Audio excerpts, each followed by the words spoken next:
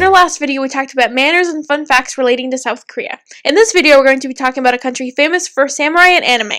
What country are we talking about? Japan. In fact, we're going to be talking about Japan for the whole month of November. If you missed our video of South Korea manners and fun facts, I suggest you watch that first. If you've already seen that, then go ahead and keep on watching this video. Let's start with an overview of Japan. Japan is located in Eastern Asia and has a population of 126.4 million. The primary language is Japanese, and the primary religions are Buddhism and Shinto. The currency used is yen, and leaders are Head of State Emperor Akihiko and Prime Minister Shinzo Abe. Of the two, Prime Minister Shinzo Abe is the only one with political power. Now that you have some basic knowledge about Japan, let's talk about something interesting, such as current events. Before we talk about some current events, please keep in mind that some of these current events may not be that current. When we were researching, we looked for events that happened from 2013 to present. The first current event involves death. Specifically, it involves people working themselves to death. In April of 2014, Joey Tong, a 27-year-old trainee at a casting company in Japan, died 3 months before he was supposed to return to the Philippines and see his wife and daughter. Labor standard authorities concluded that his death was caused by long hours of overtime he was forced to take. Japan as a whole has outdated attitudes towards work that puts 20% of the country's workforce at risk of dying from overworking or karoshi.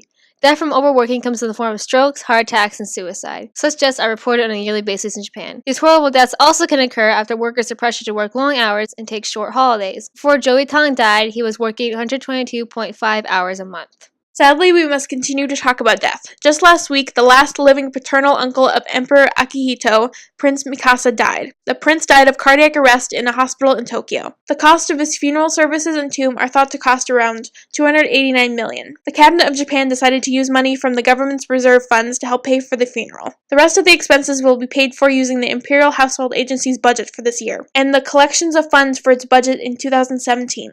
The collection for 2017 starts April 1st. The funeral for Prince Mikasa, who died at the age of 100, is held Friday at 10 a.m. in Toshimagaoka Cemetery in Bunkyo Ward, Tokyo.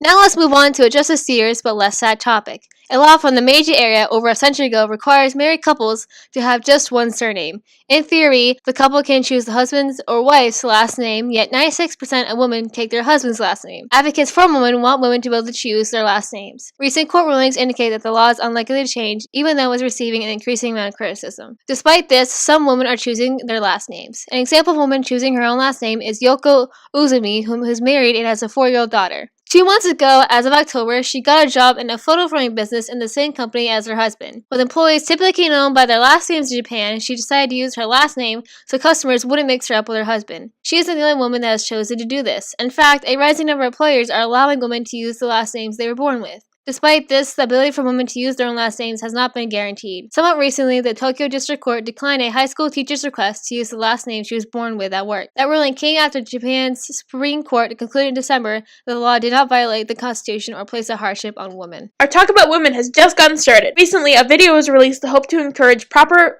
passenger manners on trains. The video, which singles out women who put makeup on while taking the train, has gained some controversy. In the video that is a bit comical, a woman loudly questions why 2 women didn't put on their makeup before leaving home. The video is one of 4 that Tokyo Corp made to improve passenger manners, and is the only one that has received controversy. Some people see no harm in a woman putting her makeup on while on the train. Others claim that their makeup could stain the clothing of fellow passengers. In response to the mixed reactions, a Tokyo spokesman said that the company would take all of the feedback seriously. For those of you that wish to watch the ad yourself, the link will be in the description. Another media-related current event is the costumes worn by a girls group which has received online backlash. The idol group / girl band Keizaka 48, also known as AKB48, received backlash over their Halloween costumes, which looked similar to the uniforms worn by Nazi SS officers during World War II. One of the reasons that this incident has received so much attention is because Yasushi Akimoto, the producer, is a member of the Olympic Organizing Committee Executive Board. Some fear that this negative attention could impact the 2020 Tokyo Olympics. These fears seem warranted, with the group's costumes being covered in foreign tabloids such as Daily Mail. The incident was resolved after the producer apologized and said that the costumes would be checked in the future.